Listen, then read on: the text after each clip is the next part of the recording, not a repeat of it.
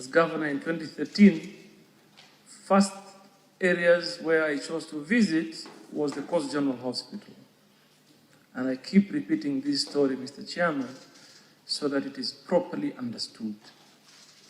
As I walked into that hospital, I found a notice clipped on the wall that was written in Kiswahili. And these are the words: tafadhali enda tafuta matibabu kwingine, hapa hakuna dawa. That moment, Mr. Chairman, I learned that it is not only the privileged, it is not only that those that are doing well deserve good quality medical care or health care. So we made a deliberate effort and specific decisions to see how best we'll be able to totally transform healthcare in Mombasa, and by and large, that extends to the other coastal regions. So, Chairman, like I said, that is a very long story. It will require many hours for me to tell it. But now, when COVID came, when COVID-19 was announced, first of all, I was in America.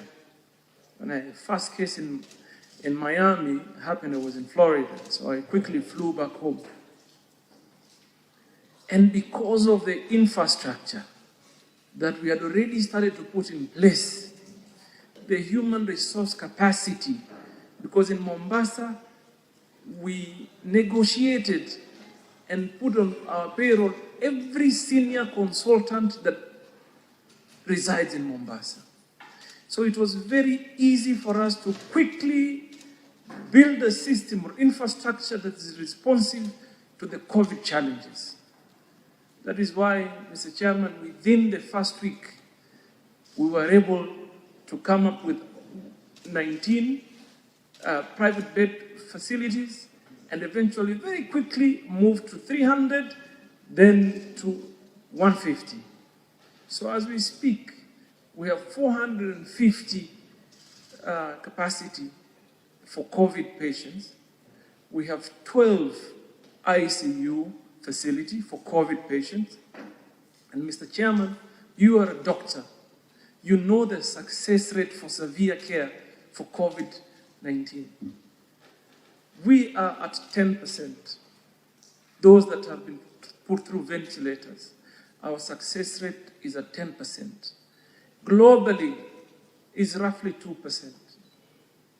So we have men and women that have put their lives on the line to be able to work and save lives of many Kenyans. We do not discriminate. Whoever walks into our hospital is looked after. We don't ask you where you come from. When you cannot afford to pay the bill, we understand and we'll let you go. If I was to tell you, I have met people from many counties that have been treated in the Coast General Hospital. So I'm saying this to the committee for one reason. For me, this was as a result of devolution came to being in 2013, and were able to make so much difference in the lives of the people. Now, Mr. Chairman, why I always happily appear before your committee? Because I understand and appreciate that it's a rare opportunity that I'll be able to engage with so many senators, let alone being able to be responsive to the queries, but also share my experience and ask where I think we need support. So to be able to truly realize the dreams of devolution. Mr. Chairman, before this House, there is the formula, the third generation formula. And I have said, and I understand very well where my brother, Senator Kcse, comes from. Obviously, he supports a position because they're gaining, which we want every country to gain. I want to see counties gain. I want to see devolution being progressive. It should not be retrogressive. You cannot be able, even when the times are harder, you cannot be able to announce at every end of fiscal year that you've done less projects than the year before. Mr. Chairman, Mombasa last fiscal year lost 1.2 billion. This new proposed formula, again, we're going to lose roughly 600 million. Cumulative, that is 1.8 billion. The experience we have had over the period, Mr. Chairman, even when you look at Nairobi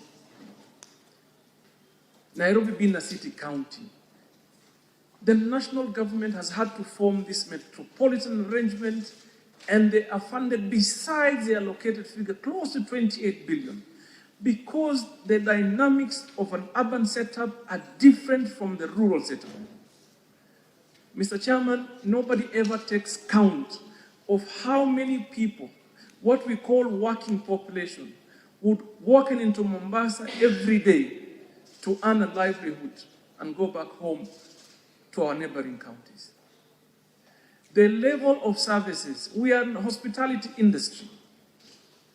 Mr. Chairman, if we do not improve on the basic infrastructure, you will never tell me, like the way my brother senator has said he loves Mombasa, it will never be the same again. Even when you're looking at the special economic zone that is being discussed, as a county, we have a responsibility to ensure we put plans in place that will create adequate support infrastructure for the facilities. We have to make sure we build capacity of our people to be able to earn a decent living. So one very simple agenda, ours, is to uplift the standards of lives within our people. Mr. Chairman, the danger is if we do not have resources, adequate resources, even to prepare our young people to be able to be ready for the jobs that will come, we will be creating a much bigger problem, because some people from elsewhere will come and get the jobs while ours will not be able to do anything.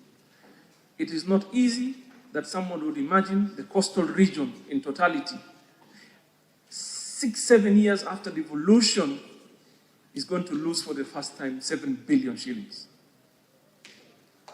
My humble appeal to the Senate and to this particular committee, and even those that are gaining, Kenya is a republic. Some of us have sacrificed so much to be able to focus on building a united Kenya. If there is no equity, if there is no equality, every gain that you can talk about today shall go away, Mr. Chairman. So I appeal with humility. And I understand very well that some of us feel the gains we're already imagining. And I'm sure my brother Cherarke, for example, is looking to become governor. So he's seeing the resources right there. And he wants them to stay like that. I am a going governor. But what I want is devolution to work, to be responsive to the challenges, to be meaningful, to make a difference. We don't want a city county like Mombasa to be a conduit of human resource costs. For example, Mr. Chairman, we got 600 million disbursement last financial year. Last month, 550 went to pay salaries. We are dependent on the revenue collection locally for development. We have had challenges, SGR, COVID. We had started to progress really well. We moved from 1.2 billion collection, 2 billion, we had surpassed 3.5. But this year, I don't even think we're going to get to 3 billion. What does that mean for all of us? What are we going to be remembered for? Will the senators that are gaining be remembered nationally for only what they did for their counties? I don't think that should be the conversation. I think collectively, all of us must come together and have a meaningful discussion on how we can cushion everybody so that everyone, at the end of the day, can say they are part and parcel of this country and they're progressing. Mr. Chairman, I thank you for this opportunity, and I want to remind you, you had said earlier that during our first kidney transplant, you shall be in the theater. Please do come and invite some of your colleagues. We can be watching from the outside of the theater. So that even when you come to audit here, there's something that you have seen, what do you call it, with your own eyes. Asante, Chairman, and may God bless you and may God protect you from COVID and all other diseases. Asante.